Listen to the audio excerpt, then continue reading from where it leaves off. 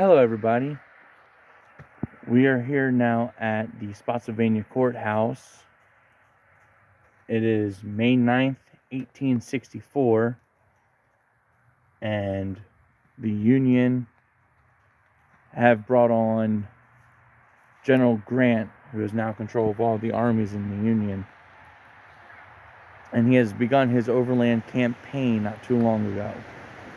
We had just seen some fierce fighting at the Wilderness, where at one of the battlefields, at one of the spots where the fighting took place, the woods took fire after a dry day and killed all the wounded. But here, I'm at a more somber place. It is the death site of General John Sedgwick, who is one of the highest ranking Union generals to be killed in the war. This is his monument dedicated to him. Now, Sedgwick ironically said, while fighting here at Spotsylvania Court House on May 9th, 1864, that they couldn't hit an elephant from this distance. Not much later, almost right after that, he was struck right underneath the left eye with the Confederate sharpshooter's bullet, where he was killed. And it affected the entire army. But there was a battle to be fought and a war to win. But here on his death site, it says, General John Sedgwick, a much admired bachelor from Connecticut, commanded the Army of the Potomac's 6th Corps. On May 9th, 1864, Sedgwick was seated at his headquarters a few feet behind you when he noticed the confusion among his troops here at the front. Ignoring earlier warnings of danger, he walked over to this spot to sort things out. No sooner did he arrive than a sharpshooter's bullet sped past, causing a young private at his side to drop to the ground in fear. Sedgwick gently chided the man, saying they couldn't hit an elephant at this distance. A second shot followed, then a third, the last followed by a sickening thud. The general pitched to the ground, blood gushing from a hole just below his left eye. He was the highest-ranking Union officer to die in the Civil War. And as I said, it greatly affected the Union soldiers of the 6th Corps.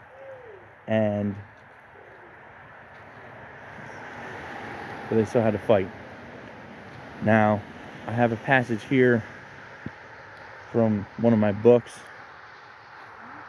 It's going to be The Heart of Hell. Both armies on the battlefield at last, digging earthworks, unlimbering batteries, and probing with skirmishers. The race for Spotsylvania Court House had ended. A Virginian put it well in his diary under this date. Wonder what General Grant thinks of Master Bob today. Here he is right in his way to Richmond. And for the fifth successive day, killing and maiming marked the passage of time.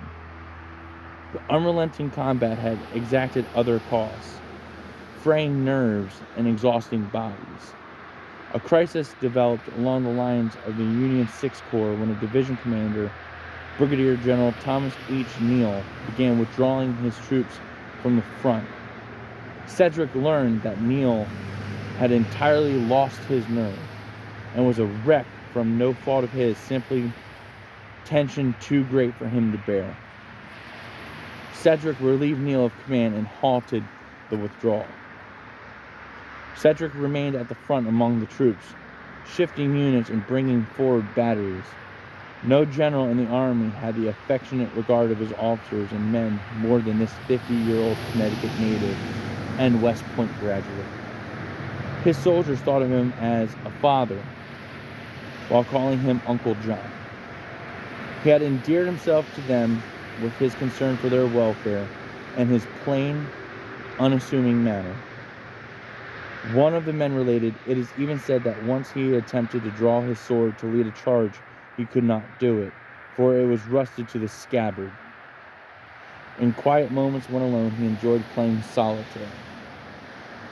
The 6th Corps commander rode to the juncture of two branches of Brock Road north of the Spindle Farm to redeploy the 14th New Jersey and to post a section of Battery A, 1st Massachusetts Artillery. It was around 10 a.m. as he dismounted from his horse at the edge of some woods. The shifting of the infantry and the posting of the cannon drew the attention of enemy sharpshooters. Bullets whizzed past, causing some men to dodge. Cedric reproved them, asking what they could do if the rebels opened fire along their entire line, declaring they couldn't hit an elephant at this distance.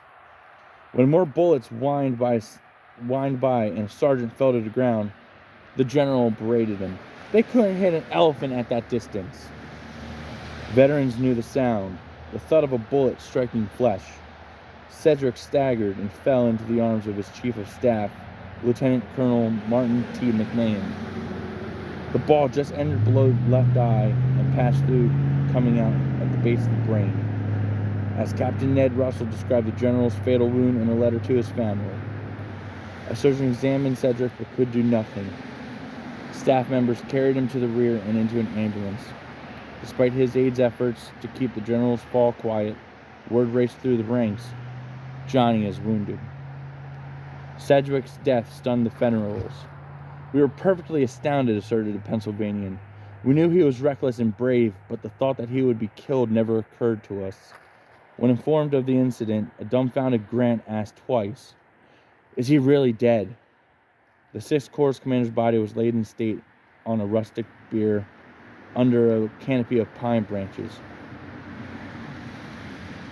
The fighting, however, did not stand still.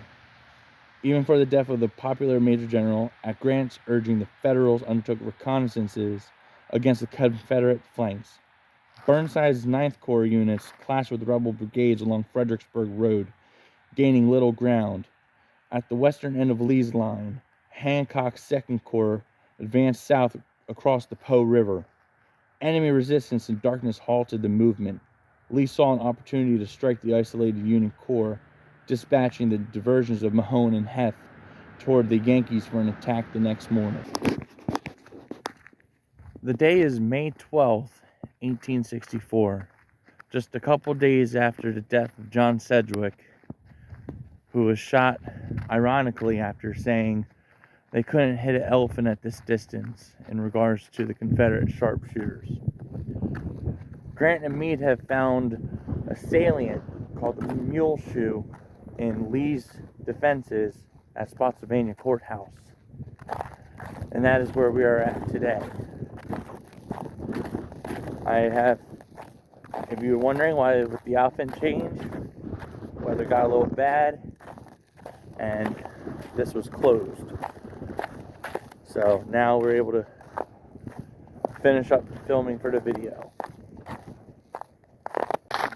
Now, I first visited the Mule Shoe in Spotsylvania Court House about 2 years ago, on my first trip to Fredericksburg.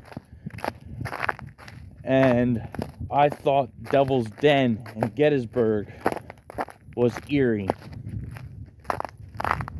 The Mule Shoe Bloody Angle has topped it as being one of the most eerie spots I've been to on a battlefield. Right now, as you can tell, it's dead quiet minus the wind.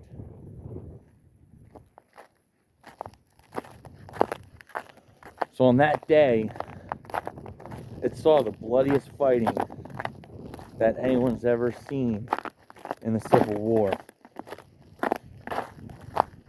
As I was talking about earlier with the wilderness, it was a stalemate.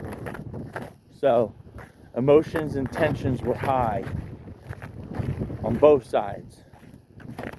And where it came to a head was at this spot right here at the Bloody Angle, or what others call the Mule Shoe. And when I read about it in this book, The Heart of Hell, they described a lot of bloody aspects of the fight that happened. So on May 12th, around 5 o'clock in the morning, 20,000 Union soldiers would charge through these woods and attack the Confederate salient here. Now, what happened was the fighting was so intense, it took 24 hours, almost an entire day of fighting, and multiple charges that left a horrible sight for those to see afterwards. There's also a time where it rained, which means gunpowder was wet, which means that there was hand-to-hand fighting constantly at this spot, which made it even more personal. Some say they described it as like gladiator times, when they would bludgeon each other with the butts of their rifles. They would use bayonets, swords, anything they can grab just to overcome their enemy. That's a lot of emotion there, just to do that. And that happened for 24 hours. And at one point there was so much musketry, because finally the gunpowder dried up and they were able to use it, that there was so much musketry and small arms fire that it cut down a tree along here. That tree is now at the Spotsylvania DC. And well, yeah. And you could tell that this place was also really hardly fought, because the terrain is just nothing but hill. It is just constantly changing, all within, like, I think they said it's about 100 yards or 600 yards. That's a big difference of a discrepancy, but still between like 1 to 600 yards. So, yeah.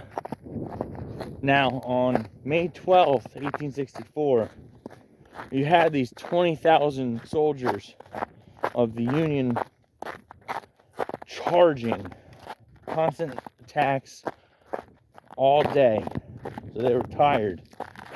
20,000 Union just themselves. That's a force. So some described that the fighting was so bad that when it was finally time to be able to like start shooting, that the only cover some of them had was actually using their dead brothers as protection from the musketry that was happening from the Confederates.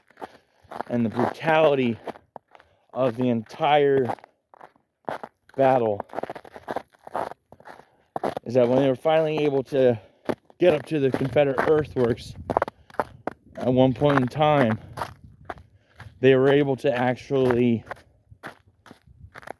take over, and they pushed them back. And Lee, he would go and get one of his other generals, I think it might have been A.P. Hill, and get him around to come and reinforce the Mule shoe, because he found out his error. It was one of the biggest mistakes that Lee would have done in almost the entire war. And as I make my way to the middle of the Mule shoe, in between both sides, this is where it gets the most quiet, the most eerie. Here with me, The Heart of Hell by Jeffry D. Wert. It's been my reference book for this entire series. And I'm going to read a passage from it.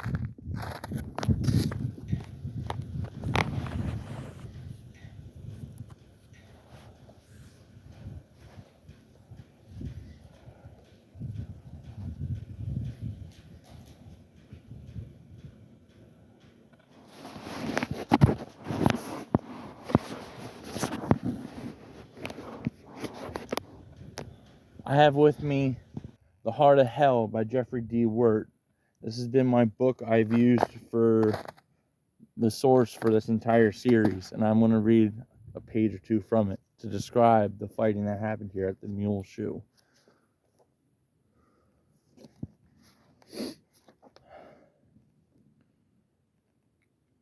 A Yankee soldier told his wife in a letter that the enemy fight like tigers, and so do our boys. It is a life struggle on each side. Upton reported, neither side will give ground. Thomas Watkins of the 14th North Carolina and Stephen Dodson's Ramshire's Veteran Brigade claimed that this fight was the only battle he had been in which the foes were near enough to club and bayonet each. Watkins recounted that during a heated exchange of musketry,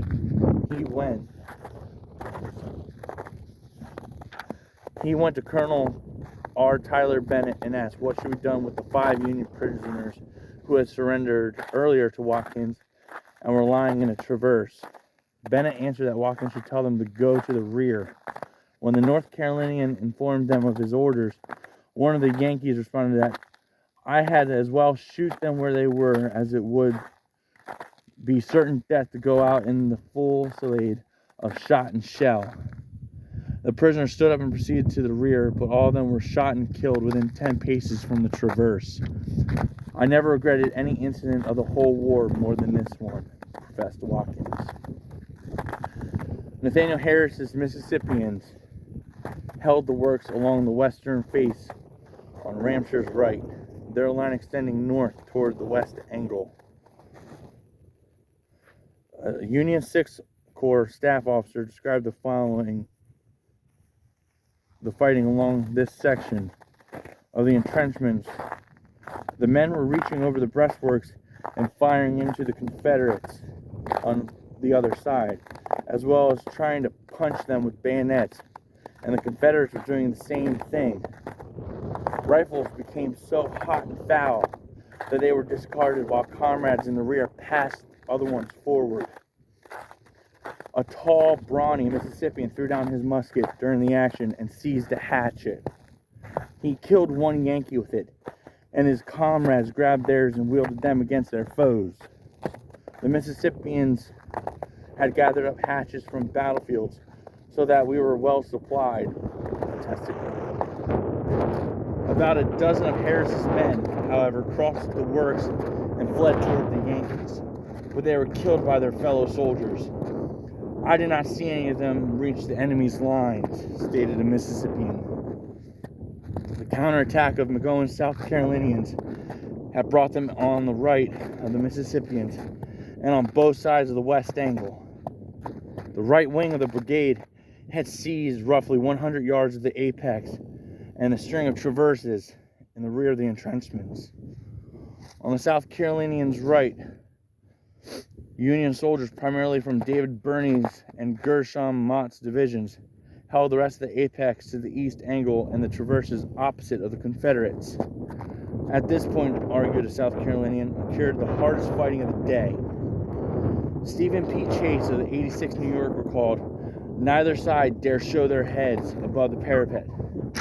He continued, we would reach our gun over the work, press as much as we could, and fire. And they did the same. Francis Asbury Wayne Jr. of the 1st South Carolina describes the fighting in a letter to his mother.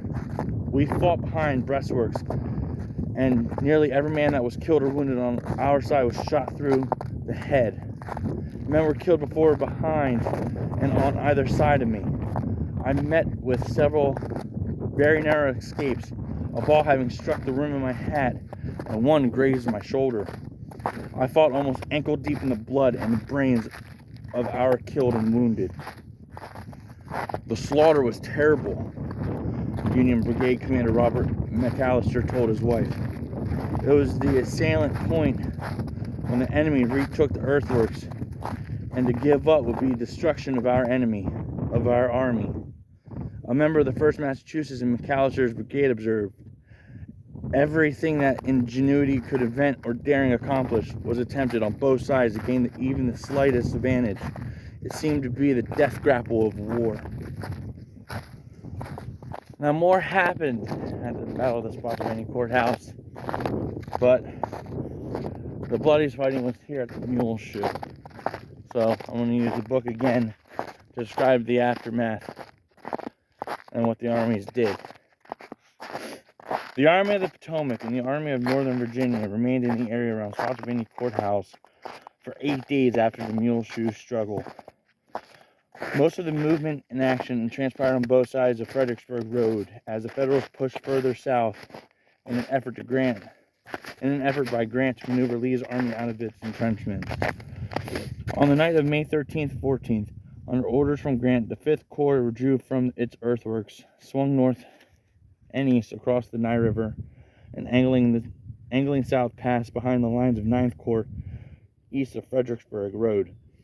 The strung-out column of infantry and artillery units arrived fitfully at their designated position on the left flank of the 9th Corps hours past sunrise on May 14th.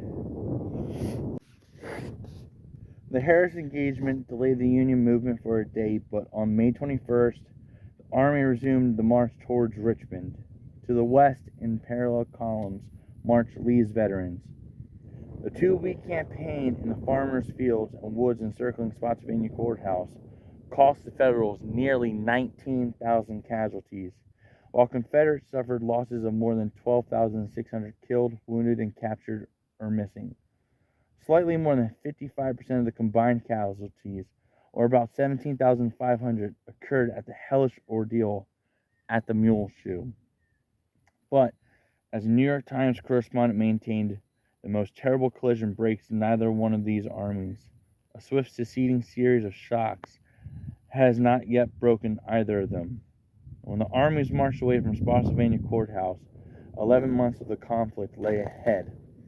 11 months of being in daily contact, 11 months of being filthy in trenches, 11 months of random death from unseen killers, 11 months of frontal attacks and bloody repulses, 11 months of the changing face of warfare, foretelling a terrible future of unimagined slaughter. What lay behind was the Mule Shoe, the blood-soaked ordeal that defined the campaign and marked a passage into a darker struggle. Wherever the roads led, North Anna, Cold Harbor, and Petersburg, the troops directed fieldworks that became more refined, more complex, and more formidable. Behind these fortifications, the soldiers slaughtered their foes who dared to attack across the killing ground in front. It had begun in the darkness on a slight rise 2 miles northwest of Spotsylvania Court House, where bone-weary Confederates felled trees and dug dirt.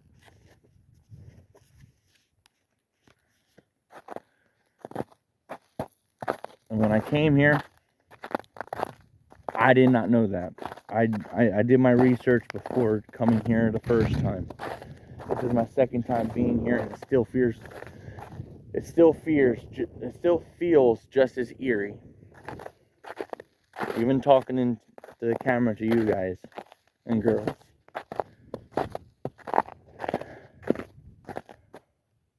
It's crazy how brothers could kill one another like that over conflict, but it happens. And that's war, and it shouldn't be war, but that's what happens. And I look at war for the humanity that comes with it, such as tales of the Angel of Mary's Heights, that kind of humanity. And then I find stuff like this where humanity is lost or seems to be on the brink of destruction when people lose it. So, from my perspective, Spotsylvania Court House at the bloody angle has always now put a bad taste in my mouth because of it. So, but on that note, I hope you enjoyed this video. You become interested in seeing more Spotsylvania Court House because it is a beautiful and well-preserved battlefield here down in Virginia. And I'll see you in the next video. Have a good one.